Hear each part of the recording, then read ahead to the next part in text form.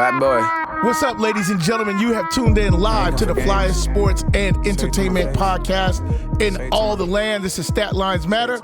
I am your host, Mark E. Stewart, as always, here with my partner in crime, who's extra lit today because it's the evening. It's the evening. As opposed to the morning. Yeah. Mr. Rob Hunter Jr., what's going on, boy? Man, I'm very excited to be here. Just you know, the cool part about this was no traffic getting here today. Oh, okay. You usually hit traffic coming on? Gosh, yes, man. Oh my gosh, yes, fighting it, and then like I be all disheveled. Like you don't know because I have I get to my spot pretty early before I get here. But you could actually miss the traffic if you came later based on the call time. No, it wouldn't make sense for me. I would be going in the opposite direction of when I drop my son off. Oh, okay. So I just hit it, and then I get a chance to do my copious notes, and the famous copious notes, man. Yeah, yeah, yes, like you turning Bible page. Yeah, please everybody turn your Bibles to yes. Ezekiel. Hey, you know the sermon finna be deep when he say turn to Ezekiel, because you don't even go to Ezekiel. I'm about to say it's not that many. That's not one of the hot. No, they're going. That's not one of the hot. That's gonna ones. be a long one. You might. Hey, look at here. Because it's like there's the normal top, Matthew, Proverbs, Mark. You know what I'm saying? Psalms. Yeah, you go to Ezekiel. That's facts. My mama's gonna kill me right now. Just so we're clear. Man, before we get into any sports discussion, we have to talk about what everybody's talking about. The Oscars. Man. The Will just went on and did that thing. Like, it's been kind of a thing. Like we saw Juwan Howard went for it, after the game. Then we saw he did, but he did a rub. I mean, but the intent, because there were people in between, and then he went and just once he got there though, because I think rub you down. I think people fed up. Yeah, hey, it's something in the water. Yeah, it's something in the water. So in case you were in a coma and you missed it, or you got dial up. Will Smith walked up on stage and slapped Chris Rock in the middle of the Oscars because he made a joke about his wife's bald head, which is a result of her alopecia. If you don't know what that is, it's an autoimmune disease that causes hair loss. So what a lot of women do is that, because it's like it becomes like kind of splotchy and plotchy, but a lot of women just kind of cut it off to not have to deal with it. So she's been kind of going through that, cut her hair bald. I actually didn't know about that until. So, I'd actually said something, in all honesty, I'd said something slick about, not so much her hair, but about her, and somebody told me, my brother told me that she had alopecia, and I apologized, to myself, she didn't hear me, but it was just us two, but I did apologize, so I found out about it 5 days ago. Yeah, Lord forgive me. Yeah, you know what I mean? Because you didn't know that you was, Yeah, well, yes. There was an affliction. There was an affliction that, I would say, and I could be wrong about this, that maybe 80% of the earth didn't know that she had alopecia. I didn't know. My wife didn't know. But now everyone knows. I'm about to say, you know now, and Chris know. And I know that Chris didn't know. Yeah, but he know now. He know now, yeah. So I was very surprised, as everyone was, that Will would take it there in the middle of the Oscars. It just seemed, to me, it just seemed like it was about something else.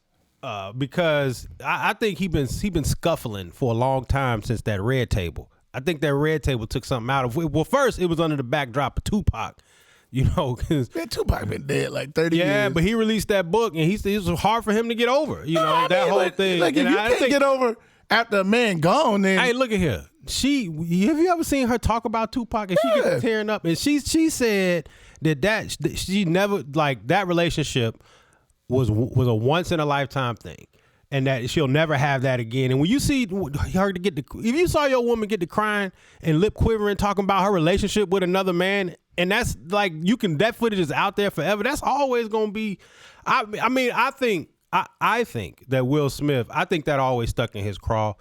And as it should. I don't know whose craw that wouldn't get stuck in. Yes, it's the craw. That's the universal craw sticking.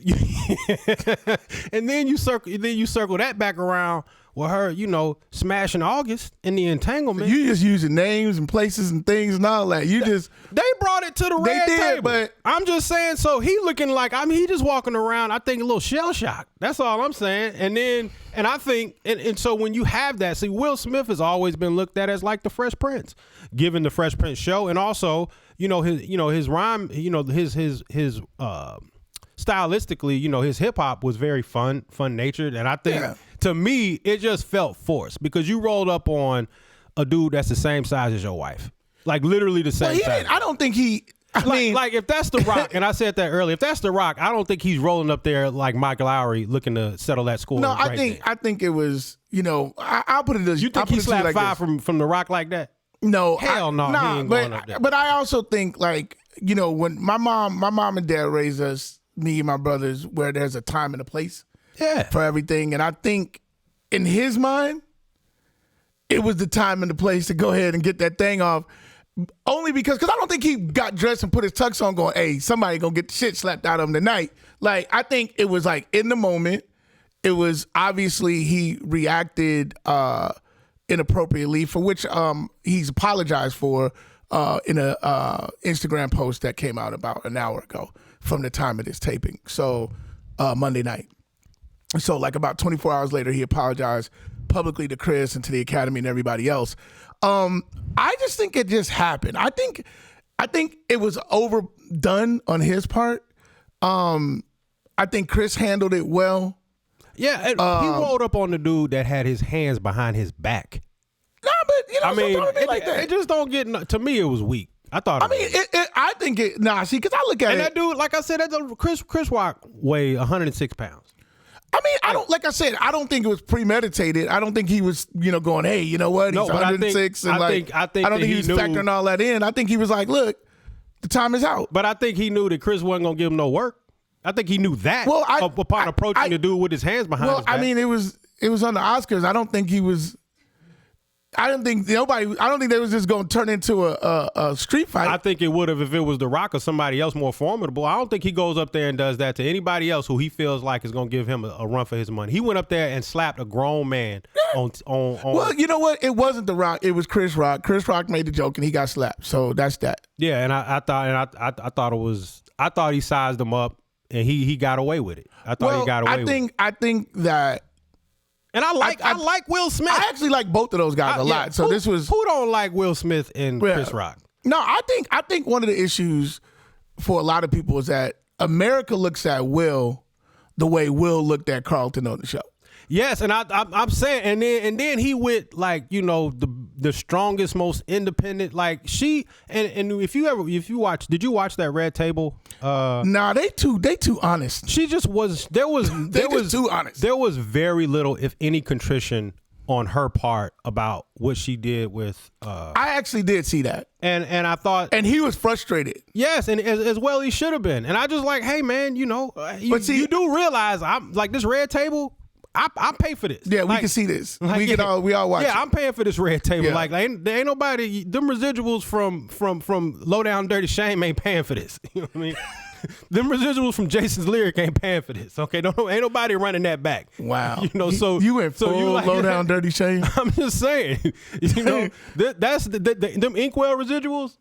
That's not paying for that bluefin sushi that you like so much. Wow. You know what I mean? There's nobody a different world. I ain't seen a different world since 1990 something. Nobody's. You better.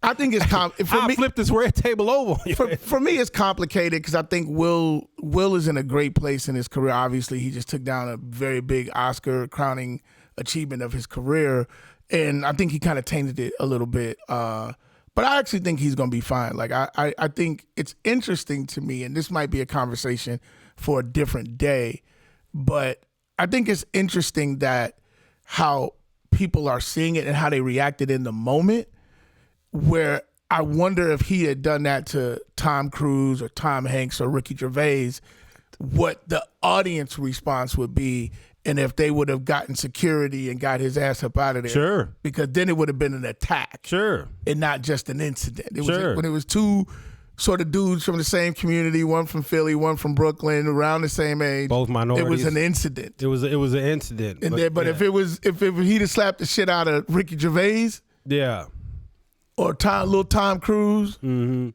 have been like a lot of clutching of the pearls. Oh my gosh, and, Matthew the whole McConaughey or somebody like, Will just lost it. He became unhinged and he attacked. Yes, he attacked. You would have heard attacked. He accosted.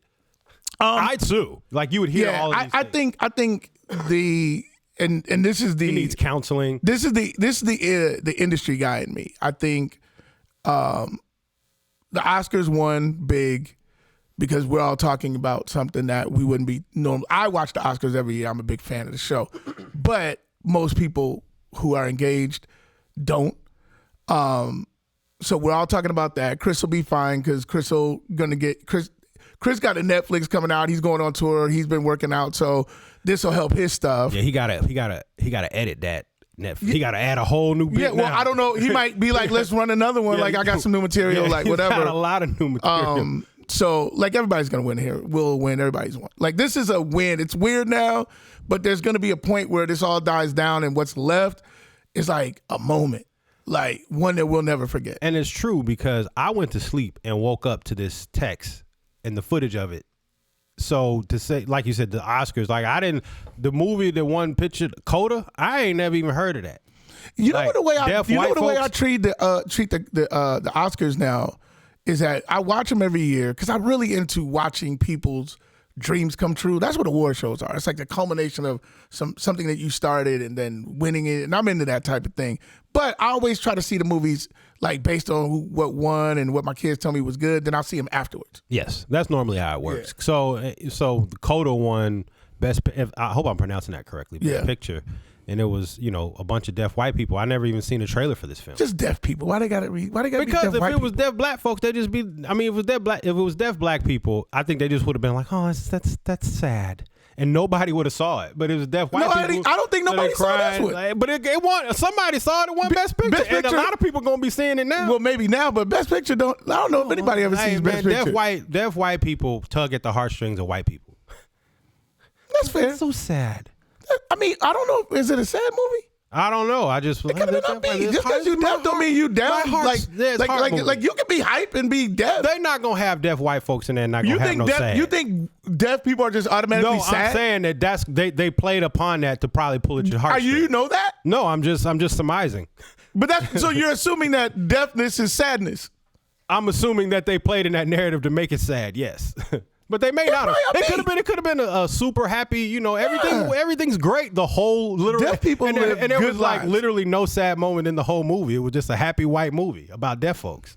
It could have been that. Well, it could have just been a movie with deaf people in it. No, I watched the trailer. It's about the deafness. No, obviously, you're not gonna be on there signing and it not be about that. All right, so I'm saying, and had it been black folks, they would have been like, they're deaf white people too, though. So. Well, listen. I'm not even sure that would have even been greenlit. That no one's gonna be interested. I would love to be able to sit here and tell you that you're wrong, but I don't see them going the distance with a deaf black people movie. I don't see it. Anyway, so let's get into. You're not gonna sing. You're not gonna rap. You're not gonna say, "Yo, mama." None of that. Can you sign Yo Mama? Wow, that's what we're doing. That's how we feel.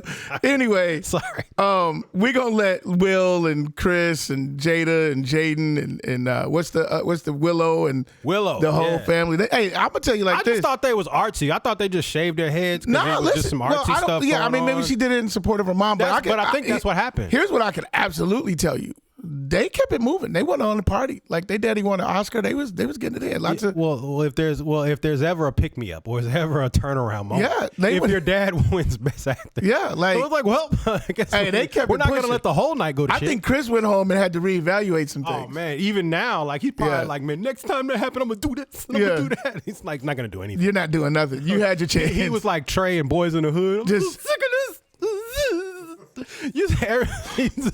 Next time, I swear, man. It's on sight. Soon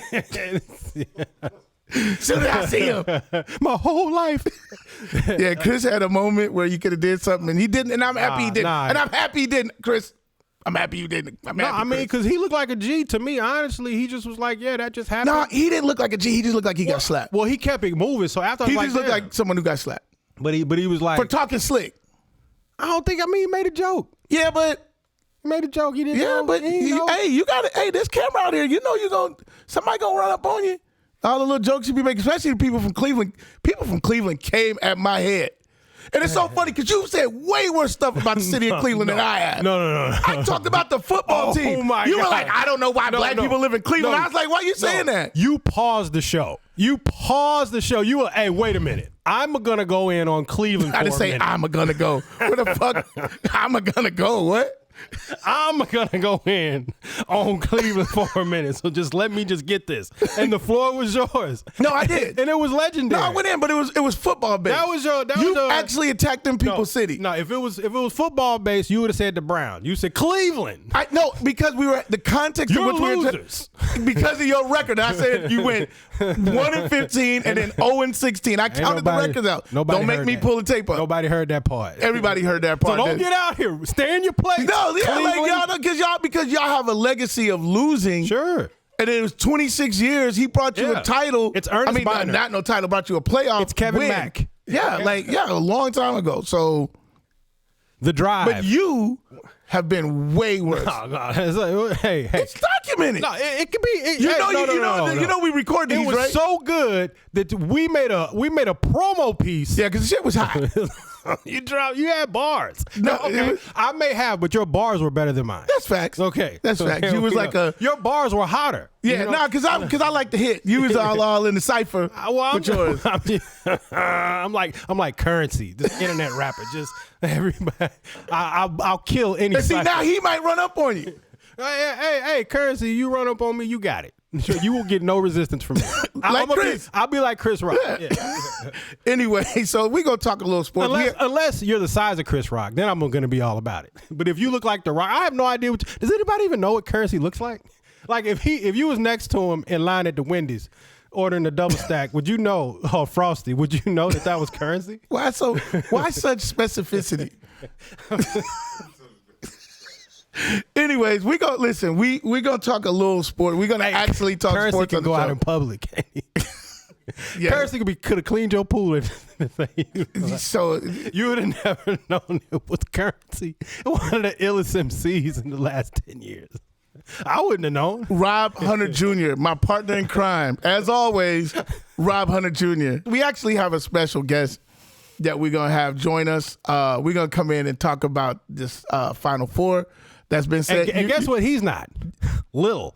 No, he's actually big. We're gonna bring him in to join us. Big Ben Davis, our special correspondent for NCAA basketball in the tournament Final Four. So he's gonna join us right now.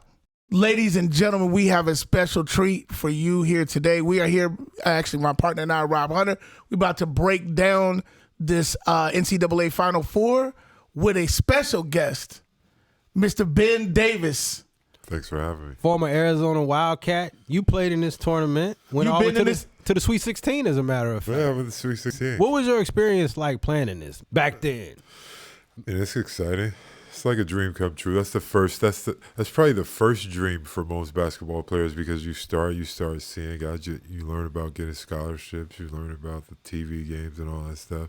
And yeah, when I started, it was probably when Coach K started. I was 12 and I was watching Duke games. That was when on ESPN there were only, it seemed like, North Carolina and Duke games. Right. Playing the ACC games. Where'd you grow up at? I grew up in Fort Pierce, Florida. Okay, and then you, let's go back even before you got to your college ball. Okay. You played at the world famous Oak Hill Academy. Yes, sir. Yes, sir. In Virginia. Yeah, in Virginia. I got around a little bit. I'm originally from Fort Pierce, but after I went to Oak Hill my first year, I started spending the summers in New York City. Okay. And I played AAU there for Riverside Church, and I also played for Team Florida. And back in Florida, when I was 9th and 10th grade, that's how I got exposed and kind of saw about the people at Oak Hill. Okay. And then I went to Oak Hill the second half of my 10th grade year in high school. And when you were playing like high school ball, you were playing AAU. were there who were like the guys that were, just for reference, guys that were coming up that were your peers? I'm the same year as the Fab Five. Okay. When I was at Nike camp, Glenn Robinson was my roommate. Okay. You know, I played the McDonald's game with all those guys. Sharon Right, you were a McDonald's All-American. Yeah, I was a McDonald's All-American. I played at Oak Hill with Corey Alexander and Junior Burrow. They were both on my team. I played with a lot of other guys that went D1, but those were probably the biggest two. And you know, I played with a lot of guys, man. And starting in Florida and going to Oak Hill, I got to Oak Hill when I was 15. And my thing was kind of a grade thing. And that's why I went so early, because I started getting all these offers in ninth grade, but my academics weren't up to par. Okay. So I had to go to Oak Hill and get it together. And that's why I went the second part of my 10th grade year, so I could kind of make up ninth and 10th grade and then get going. How was that with you being, like, because obviously you were moving around a lot at a young age. Yeah. What was that like, and how did you adjust, like, you know, because you growing up, but you away from home, you playing ball. How was all that? I mean, it was hard, but it's kind of, you know, you got to sacrifice something. You guys are in entertainment. You know, Right. you're going to miss something. And it's that was the thing that was worth missing anything for me. So I didn't think about it. Like, you know, it was just, that was what I needed to do. I wanted to play in the NCAA tournament. I wanted to be a college basketball player more than the NBA at the beginning. Because that was the thing I fell in love with. I fell in love with Street and Smiths. I fell in love with Basketball Times, Basketball Weekly. Right. You know, seeing all the players and the rankings, seeing, you know what I mean, all that stuff. And another guy, this guy Bernie Fine. You remember he had all the problems at Syracuse, the assistant coach. He used to always come to my hometown. Okay. From the time I was like 12 until, you know, I was a senior in high school, and they had a camp, and so Syracuse was my first offer. Okay. Man, he gave me the dunks, the orange and white dunks, all this stuff. That was an NCAA violation. He was giving me all kinds of stuff. Right. We ain't going to tell nobody. Yeah, it was all everything. I went to Oak Hill because Auburn, Sonny Smith, like that was one of my first offers. They were like, your grades are terrible. They were like, you need to go here now. So if he would have stayed at Auburn, I probably would have had to go to Auburn. Oh, okay. Because my first year at Oak Hill, they were out of scholarship money. So, like, I'm telling it all, huh? And they were like, and Sonny Smith, and they paid for it. Like, Auburn paid for it the first year. And then, you know, he went to VCU, so that deal was off. Right. And I got a lot better than they thought I was going to be, and I was a McDonald's All-American. I actually went from being ranked 89th to 8th. Wow. Yeah. And so you did the summer circuits, and you did the summer I only did it once because Okay. I had to get my academics together. So I always spent the summer at Oak Hill. Okay. So, like, they don't give you grades. You got to do it. Right. I mean, so I had to be there. That sucks. I mean, yeah, it did suck, but, you know, I'm glad I did it because, you know, I did it. You know what I mean? Yeah. Nobody gave it to me. And the 1 year I went, you know, nobody ever really saw me. They saw me because I played at Oak Hill, but they hadn't saw me away from Oak Hill. We had a really good team my junior year. I was on the first undefeated, first national championship team at Oak Hill, first everything. Like, we started all the stuff. And so I was ranked 89th, but I averaged 9 points on that team. I averaged 27 when I was a sophomore and 9 when I was a junior. Really? And then I went to, you know, Nike camp with Chris Webber, with everybody that was that same year in 91. And I was third in scoring and third in rebounding. Wow. So it changed everything. I went from having like 10 scholarship offers to everybody offer. And I qualified early. Like, you know, back in the day, you had to, like, now they don't even have to take the SAT. They can do anything. You know, it seems so, yeah. And I qualified early. So a lot of people, they offer me just because I qualified. Right. You know what I mean? They knew you'd be eligible. Yeah, they know I'd be able So to did you have a favorite, you know, that you wanted, a school that you wanted to go to, or somebody to recruit you, or being that you had everybody, was there someone who, if they offer, I'm committing? North Carolina. Okay. I was like determined to go to North Carolina. Like the whole time I was at Oak Hill, and then Dean Smith came.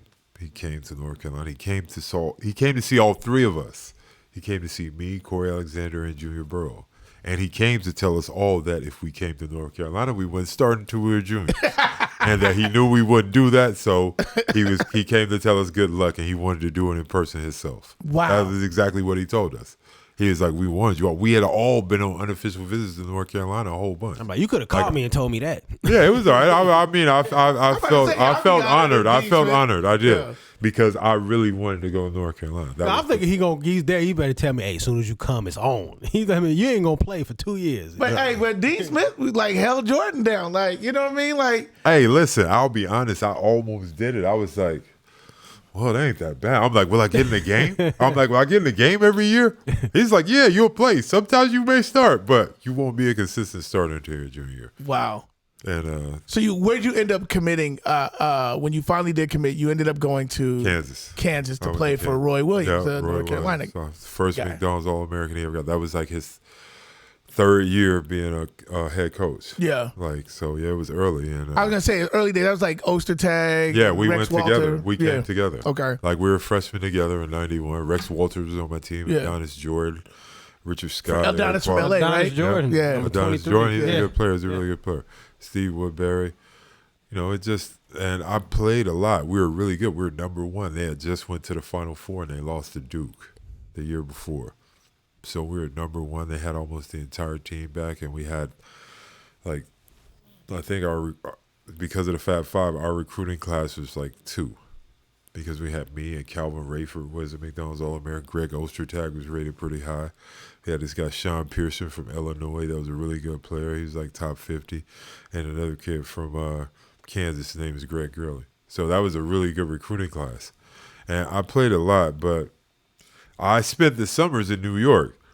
So everybody in New York, all my friends were like, yo, you didn't start. Why didn't you start? You would have went to St. John's because, you know, St. John's was on me really tough, but Lou Carnes II was leaving. Right. So I wasn't going to play. I mean, I liked Mahoney, but I didn't want to play for him. Yeah. You know what I mean? I had all the blue bloods. Like that was those were the places I was going to play. And at the time, you know, Kentucky was a good option because out of all the places, they had the most possibility. And I was good friends with Jamal Mashburn. They were just coming off probation. And I met Pitino. Right. I hated Pitino. Like, I could not stand Pitino. I was crushed. I was like, and I wasn't crushed because, you know, I was crushed because I wasn't going to be able to play at Kentucky. Right. And now that the older I got, I'm so glad that I didn't play in the SEC. I'm glad I didn't play at any of those places. I'm glad I didn't play at Florida. I'm glad I didn't play at any of those places. And why is that? Because the SEC feels like Jim Crow for sports to me. Like, how can you play? How do all these kids go? I mean, I just took it somewhere else. Right. But how do all these kids play at Kentucky when the arena is named after Adolph Rupp? They're all awoke and they're all into all this reckoning, but they play at Kentucky. It's named after a dude that didn't want brothers to play. Facts. You know what I mean? How can you all do that? Did you have that sensibility at that time? My mom wouldn't let me visit Arizona because they didn't have Martin Luther King's birthday as a state holiday. Yeah. That's what that messed up. Because I was telling Rob a little bit earlier, you know, so I'm going down the list. I got all these coaches. I wanted to play for a great coach because I was at Oak Hill. I played for the best. That was the best coach I ever had on any level. Like my high school coach, he stayed there for 39 years. Just now retiring. Yeah, he retired this year. I posted it online. I was at his last home game, and so I was used to real coaching, like somebody that knew X's and O's, somebody that could teach you how to play, because when I got to Oak Hill, I was just a big athletic kid from Florida. I didn't have any. By the time I left, I could play all 4 front court positions. I could do everything, you know, all that stuff, and so I couldn't go to a place like I wanted to go to Pitt. All my teammates from my junior year, they all went to Pitt. You remember Chris McNeil, you remember Brian Shorter, all them guys, they're Oak Hill guys. Okay. So they thought they had me. I was going to go there and play and all that, but I didn't trust Paul Evans. You know what I mean? I didn't think he was very good. Florida State, they had Doug Edwards, they had Charlie Ward, Sam Cassell. I visited with Sam Cassell. They wanted me and him to come there with the people they had. And if I would have went there, we probably would have won it once because they won the ACC the first year. Yeah. And but I didn't trust Pat Kennedy. Like, I just didn't think he was good. Like, I didn't think they were good. That was the thing about Lon Kruger. After I got there and I went to practice, I was like, and we used to get into it. You know what I mean? I was 19. I didn't respect. This is at Florida. Yeah, at Florida. I didn't respect Lon Kruger the way I respected. Like, and I told him, like, we had a run in and practice. I was like, "You're not as good as Roy Williams. Like, I'm used to way better. I'm used to way better than you." Wow. So you like Roy Williams? What made you leave Kansas and go? Because the rotation. Like they're always like at North Carolina, at Kansas back in the day. You remember in the 90s, everybody's coming in and out. Yeah. 5 people every time. That's the way it's going to be. And it was going to be like that no matter what. And I had to be all right with that or leave. So I left. And then ultimately you landed at Arizona, which playing for Lute Olson. Yeah, they found your home. So how did you get over the Martin Luther King and end up the one place you could not visit? I went to JUCO. Okay. And while I was at JUCO that year, they got it. Okay. Okay. So really? They're back on the menu. Yeah. Okay. Yeah. All right. So I left University of Florida. It was crazy. They were like back in the day. They're like nobody's transferring that many times. I just transferred. You was acting like they had the like they had the portal. They didn't even have it back then. Hey, listen, they were like I was a maniac back then. Now that shit is normal. Yeah. No, like, there's dudes playing at 3. They were like Ben Davis. He's crazy. Yeah. He transferred 3 times. Yeah. No, 4, motherfucker. And so I went to JUCO, and we won a national championship, all that stuff. And I had to have like a reset because it was a bad ending for me and Kruger. Like I didn't get along with Kruger, and I told Kruger every time I could get a chance. Like you know how you just don't like people and you don't respect what they like. I didn't respect Kruger, and that was bad. Like now I got different, But when I was 19, I just didn't like Kruger. Yeah, I just didn't like him. Like really, every time I saw him, I was mad that I came there. Like really, serious. I couldn't stand him. Yeah. And you know what I did? My girlfriend was still at Kansas. Okay. So I went back to Kansas after summer school. I was there. Like school started a month, and like they called down there, and they were like, and Roy Williams comes down. He's like, I just talked to Kruger. What are you doing? Wow. I'm like, I made a mistake. I need to come back. He's like, no, you can't come back. Like that. He's like, no, you can't come back. So then I go back to my girl's apartment. I'm like, yo, I can't go back to Florida. I hate Kruger, man. I'm like, if I go back there, I'm not going to NBA. He's gonna ruin my shit. That's exactly what I told her. So I called my people in New York, and they're like, you better go to JUCO. You better go to JUCO. So I had this guy. His name was David Johanny. He was on my team at Kansas. He went to Hutch. I called Hutch, and I just they got the biggest recruit they ever got. I called them because I wanted to stay in Kansas, and I went there, and that was kind of my reset. And the first day I got there, I got like 20 scholarship offers from everybody. I mean, everybody. People that don't even recruit JUCO dudes. You know what I mean? And the only people that I considered in JUCO or Nebraska. I had to go to Nebraska. I visited Nebraska because they were going to pay so much I had to see that shit. Yo. Like, I got to go at least look at this shit. Yeah. Like, they're going to pay so much. Like, I can't, like, the shit was incredible. I didn't believe it until, like, and they came, got me on a private plane. I go down there. They tell me all the shit. But then I'm like, every time we play fucking Kansas, we're going to get smashed. Yeah. I was like, we're never going to beat them. We're never going to fucking win the conference. I'm like, no, I can't go here. Right. So I didn't go there.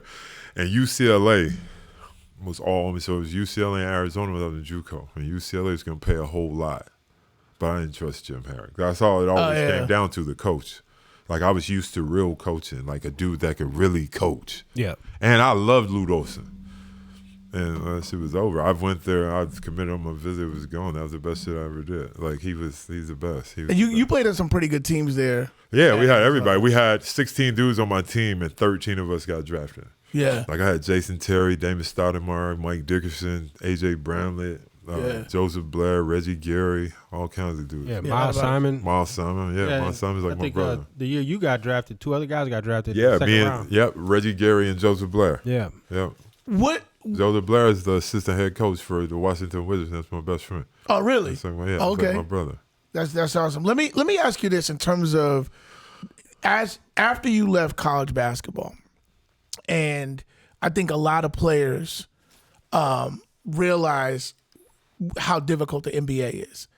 Very competitive, and a lot of guys struggle with sort of being on their own and outside the structure of the college game. Yeah. What do you feel once you got to the league was sort of the thing that was there that you had to adjust to the most? The thing that I had to adjust to the most is like veteran players. And like, because I went to teams that always had like, you know, like we're gonna bring a young dude, but we don't really want to play a young dude because we got a bunch of people. Like I played for the Knicks when we had that like astronomical payroll. With How old were everybody. you when you got drafted? I was like, when I got drafted, I was 21. And you got to think, I transferred all those times and I was 21. Kids are freshmen and they're 21 these days. Right. With the, Going back, talking about the holdback stuff. Yeah, Like, reclassing. like, yo, I graduated, I was 17. Like, all my kids. Like a normal person. Yeah, like my daughter, she played at Notre Dame. She graduated when she was 17. My Yeah. son, we were all 17. Now kids are like 20. Yeah. I'm like, that's just crazy to me. That would be embarrassing to me as a person. And, like, people do that to their kids. yeah. Like, I'm 20 years old and But I'm I'm a still senior in in high high school. school, right. Kids drive to junior high, dude. Yeah. Yeah. He's like 16 in 8th grade. Like, what are you doing? That's embarrassing. And they're like, he's going to get a scholarship, but he's coaches don't dumb than a care. mother. Yeah, the coaches don't care. Is he eligible? Yeah, that's crazy. And, like, that's why I went to Oak Hill. That's why my son went to Oak Hill, because Oak Hill's a real school. It's not a basketball academy. It's not any of that. Like, I had to spend all that fucking time going to redo all this. If I went to IMG or Mount Verde, they'd have just redid that shit for me. Like, for Right. real. They just did it. Yes. Like, but it made me a better person. That's where I would've I went got a on the little top bit of of character. Yeah. But, you know, it like, all that stuff mattered, and Oak Hill is a good place. Who's the guy? Because I think anybody who ever played, particularly like, because you played with a lot of great guys from the time you were in high school, major programs, like you said, you played for 2 Blue Bloods and another, you know, Power 5. We didn't call it Power 5 schools back then, but it's Power 5 now. And then you went to the league. Who was somebody that you just had their number? As far as like I can give it to this You dude. could just give it to him, like, Cherokee Parks. Hey. Always got Chief. yeah. Like, really, I made McDonald's All-American because we're at the Slam and Jam. You remember that back in the day? They had Yeah. the Slam and Jam in L.A. That was like this huge tournament. So it's the main court. This is championship. I was playing for Riverside Church from New York City. I had Terrence Rencher. You remember him? He was a pro. Played at Texas. It was me and him were the 2 big players for the New York City team. And they had Damus Stoudemire. He was from Oregon, but he was playing in California. And Cherokee Parks, all these dudes that were going to Duke. And I always just give it to Cherokee. Like, really, I would. Like, Cherokee, I always had Cherokee's number. Like, Yeah. Cherokee is my dude that I could, you know, and it looked good because Cherokee's always rated real high. Right. You know what I mean? And you're giving it to Cherokee, so that's a big deal. No, that's I'd always make an example out of Cherokee. yeah. As you said, Hey, shout out Cherokee. those guys. Sorry, I'm sorry, Chief, my bad. Let's talk a little bit about the tournament this year. I wanted to get you on because I said, look, if anybody knows what these guys, and I was hoping that Arizona went Yeah, I through, do too. so you really be connected. Hey, to we're it. back, though. I'm happy Yeah, with the the program season seems we to had. be I'm back happy on with the track. season we had. I'm really happy. I think, you know, we had the story of St. Peter's, the Cinderella, but what we ended up with is 3 Blue Bloods All the big and boys. well, really you could say 4 if you want to count Villanova. I Yeah. don't Oh, consider them big a Blue time. Blood, but Yeah. But yeah. then you Basketball. got Jay Ryan. Kansas, Duke, North Carolina, and Villanova in the Final Four. So at least from a name value standpoint, there's going to be that interest. Yeah. Who do you like? Okay, so let's talk about the Duke North Carolina first. Who do you like in that game, particularly because it's a rivalry game and they just played a couple weeks ago? I think North Carolina's been playing as good as anybody for like the last month. I mean, Duke is too, but Duke started after they lost to North Carolina. And I felt like North Carolina was one of the more underrated teams the entire year. I remember about a month and a half ago, they were like 21-6 or something, and they weren't even in the top 25. They Right. probably didn't even get in the top 25 until the last 3 weeks of the season. You know what I mean? That's like total disrespect. Yeah. Like when they got all these players, they got McDonald's All-Americans. Hey, North Carolina's roster is as good as anybody's roster in the country. Right. They got McDonald's All-Americans. They got pro prospects. They got everything. With that said, nobody's is better than Duke's. Right. Like, Duke's got 5 guys that are ranked. all McDonald's All-Americans. Yeah, and they got 5 guys that are ranked on the NBA, like top 30. Yeah. Yeah, I mean, like, hey.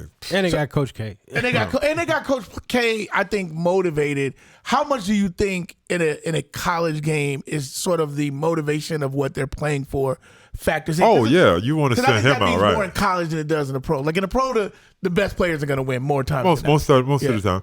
And college, yeah, it definitely matters. You want to send them out the right way, so they always got that motivation. You want to be the team that brought. Hey, listen, they did their job. Now he's at the Final Four, right. So if they lose now, they did what they were supposed to do. He broke the record, right? He got 13 Final Fours. He beat John Wooden. So, they did what they were supposed to do. But, of course, they want to finish the job and avenge the he lost his last home game to the same exact team. On senior night, wasn't it? Yeah. So I'm sure they want to try to get that done and send him out the right way and get John Shire started the right way. With that said, Hubert Davis is one of my best friends. Oh, you know Hubert Davis? Yeah, I love Hubert Davis. So he's a great guy. This is big for him because it's his first year. Yeah, I'm happy for him. He's good. And he got off to a rough start at the press conference. This is like Coach K and Roy Williams starting. That's what he is. Right. Like, because he's good like that. Yeah, he's really good. And he's he's going to recruit so good, it's going to be ridiculous. Yeah. Like, they're going to get everybody. Like, they're going to always get everybody. Hey, my kid's going to North Carolina. Right. I mean, probably. Right. Like, if my kid had a choice between North Carolina and Arizona, I'd send him. That's what's I up. don't want to say that. I can't say that. It's hard to say I sent him anywhere besides Arizona. Right. Yeah. No, that's fair. But I got a lot of respect for Hubert Davis. Of course, Coach K speaks for itself. Yeah. Now, flipping to the other bracket, we have Villanova and Kansas. Rock Chalk. I always no say, now, is that the heart or that the head? David McCormick is an Oak Hill dude. So I always go with the Oak Hill dude. But they got Oak Hill dudes at Duke, too. I mean, Nolan Smith, that's the assistant coach, is an Oak Hill dude. And but I think Villanova is going to be a tough out, but I think they're going to get him. I think their advantage is David McCormick. I think, this is the thing about David McCormick. He didn't have his best year, but these guys in the Final Four, all of the bigs, right? He grew up with them. He knows all of them, and he's the best one of them. So I think he's going to be the difference because, I'll be honest, on the perimeter, it's a draw because Villanova's guys are rated a little lower than Kansas, but I think they're better. Well, yeah. I think they're tough. I think they're more skilled. I think, hey, listen, if I got to pick guards, I want my guards from California or the East Coast. But their second best player, Justin Moore, is out. He tore his Achilles. Yeah, but that kid Daniels is pretty good they got from Tulane or New Orleans. Right, he's good. But he plays about 80% of the bench minutes. So now you have no depth because now he's coming in and he's starting. But like I said, you lose their best defender in Justin Moore. Kansas is not very deep either. Their second leading scorer and their second leader in assist. I mean, that's huge. So if Villanova was going to be, that's just a shot. Hey, no, I think Kansas is going to win. Yeah. I'm just, hey, listen, the game has got to be played. Jay Wright's a great coach. At Villanova, they got great players. So who's to say some young guy's not going to take advantage of that opportunity? Hey, and it's happened before. That's the beauty of the tournament, right? It's happened before. You know what I mean? Well, you just got to be good. Yeah, it's happened before. Well, They shoot. I believe it's like 43% of their shots are behind the arc. So if they get hot, with that three ball, that changes everything. And you can be down fast. And they defend, and they're tough, and they, you know what I mean? That was what happened to us. With Arizona, we played a tougher, more physical team, not a better team. We played a team that is going to touch you the entire time. And Villanova's kind of like that too. Yeah. They're going to be touching you. They're going to be on you. They're going to block you out no matter how big you are. Yeah. They're going to do all the tough stuff. And they can really play. Yeah. You know what I mean? Jay Wright's he's going to have he's great. I love Jay Wright. He's a great coach. Let me ask you this one last thing before we let you get out of here. Going back to Duke, what was your thoughts about them giving Shire the job over Allen? I'm going to tell you, that kind of spoiled it with me for Coach K because I don't know any real facts. I just talked to a bunch of my friends, and they were telling me that he talked Tommy Amaker out of taking it. That's bullshit for me. That stained Coach K for me because if anybody deserved that job, it's Tommy Amaker. Right. He's the one. He went out there waving the flag when no Duke assistant was being successful. Right. Him and Mike Bray. Mike Bray was the one that recruited me to when he was at Duke, and then he left and went to and went to do everything he did. Yeah. And so that kind of spoiled it for me because but I understand some of his reasoning because the guys on the bench are Duke guys, and he feels like if Tommy would have came, he would have some of them would have been out of a job, and it would have set their career back. So he's trying to keep their career on track and keep them moving. Hey, but at the same time, Hey, me myself, I would have took the job before I talked to Coach K. Like, you're not telling me shit. Right. I played at Duke. played here, You yeah. coached here. I played at this motherfucker. Like, I made you. Right. Like, I was watching Tommy Amaker play there when I was a kid. I was watching Quinn Snyder, and you did that to him? Well, come on, Coach K, that's bullshit, man. Yeah. For John Shire, what did John Shire do? Like, really? Mr. Why? Basketball in Yeah, Illinois, hey, my so own what? state. How did he deserve that? Hey, listen, Duke has probably had 4 Mr. Basketballs in Illinois. Yeah. Alone. Thanks. Yeah. All right? Like, really? You know what I mean? McGrady, I think was one. Yeah, I mean, they had Chris whatchamacall, I'm sure he was. Chris Collins. Yeah, I'm sure he was. Yeah. Like, I'm sure they had somebody else before them, Yeah. too. What, Phil Henderson ain't from Illinois, is he? Yeah, he was. Yeah, that's what I'm Creed saying. Money. Yeah, you know what I mean? He played at Creed when I was in. Yeah, you know what I mean? Like, come on, Yeah. dude. And like for Coach K to do that kind of, hey, listen, but it's he is a Duke guy, and maybe John Shire has got all these recruiting relationships that they didn't want to ruin because he has gotten some guys, Yeah. like some real highly rated guys that people didn't think he was gonna get without Coach K. So I understand that, but it's Coach K, and everybody's gonna forget about that. Yeah, I think the motivation, the combination of motivation and the future NBA players will probably carry Duke. Yeah, I think so too. All the way, unless they have like a bad, anybody's capable of a bad. And they shooting don't night. play small. I hate small ball. I hate it when these people recruited this kid to be a guard and now he's playing power forward. Right. You know what I mean? But Duke and Carolina never went small. Right. And that's something to be said for that. Like, Duke, you got to play like Mark Williams is fucking huge. Yeah. And then, excuse my language. And then you got Paulo. Yeah, Paulo Banchero. Hey, if anybody goes before Paulo, like, like who, like, dude, 6'11", 250. Yeah. Skill. Yeah, I think this tournament probably solidified the. Oh, yeah. I don't think it's gonna be Chet anymore. I don't think it's gonna be Chet. Holmgren. Chet, like, I'm gonna be honest with you. Like, my honest opinion about Chet is Chet should maybe come back. Like, sometimes you need to go back no matter what people say. Like, his family ain't starving. They ain't dying. Like, go back, man. Stay in Gonzaga. Hit the weights this summer because the way he's looking right now, he's going, like he said, Amani Bates, what happened to him? He ain't even on the freaking mock draft no more. I was looking at the NBA draft.net. They ain't even got him in there no more. Like, some of these kids, man, they like speed the process up. Like, he should be in high school. You got to take your time. Yeah. Like, hey, the sooner you get there, the sooner that shit's over. That's what you got to remember about the NBA. Like, really, the sooner you get that moment, the sooner they're going to break it down and get you moving, player. Right. Yeah, that's a tough life. It's everybody sees the max contracts and the super maxes, but they don't understand. It's guys. I saw Chris Dunn got signed to a 10-day. Yeah. And 5 years ago he was a lottery pick. Yeah, he's with Portland. Yeah, you know what I mean? Like, He's been battling injuries, but but I mean, it's like there's guys that are. He was battling injuries when he was in Minnesota. Yeah. And all these kids come out, they're like, yeah, I'm going to NBA where I can work on my game all day, and they don't develop shit in the NBA. Like, really, they don't. Like, because when you get there, like, yeah, they're going to, you're going to start doing some extra work and all that. Then they're going to lose like 10 in a row. They're going to be like, get him in there. You ain't do shit, boy. Like, that's what happens. Like, really. That's exactly. Look at any kid that they said was going to be a project. They got that kid at in Oklahoma City, the European kid. This motherfucker is 7'1", like 185. And he's in the game. Yeah. Like, what are you doing? Like, when I was growing up, man, we were growing up. They were grown men in the NBA. But that's what it is now. You know what I mean? Yeah, that's what it is. But they need to slow it down. The kids should slow the process down a little bit. It's going too fast right now. No, I think that's a great point. Well, listen, what I'd love to do is have you come back Whenever you want. next week, and we can talk about the championship. Cool. And we'll tape, and then we'll recap the championship. You got a prediction? You got a prediction though? I got Duke too. I mean, it's hard for me to say what Kansas playing.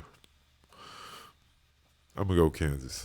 But we ain't got to pick yet because we got to let it play out. So I'm gonna let you watch this week's games, and then we'll talk about it with the championship. Cool. Oh no, because It'll been played by the time that episode premieres. By the time it premieres, you're correct. But that's why I asked him his prediction. We'll figure it out. We'll how to get here before the championship. Okay, And but maybe get it we'll go out live. Okay, Because the game is Monday. Okay. So maybe we'll go live and do the prediction. Yeah, let's do it. Yeah, you come on live with us? Yeah, cool. All right, great, man. All right, Thank you, man. Thank you for coming hang out with us, man. You gave us a lot of information, man. Oh, man, Appreciate that was you. good. It was a good Listen, time. like always, we ask you to like, subscribe, and hit the notifications on our YouTube channel. Also, follow us on all our social media at Statlines Matter. So, like always, I'm Mark Stewart. On behalf of our special guest, Ben Davis, and my partner in crime, Rob Hunter, this is Statlines Matter, and we're out. Peace. Bad boy. I ain't come for games. Say it to my face. Say it to my face. I ain't come for games. Say it to my face. Say it to my face.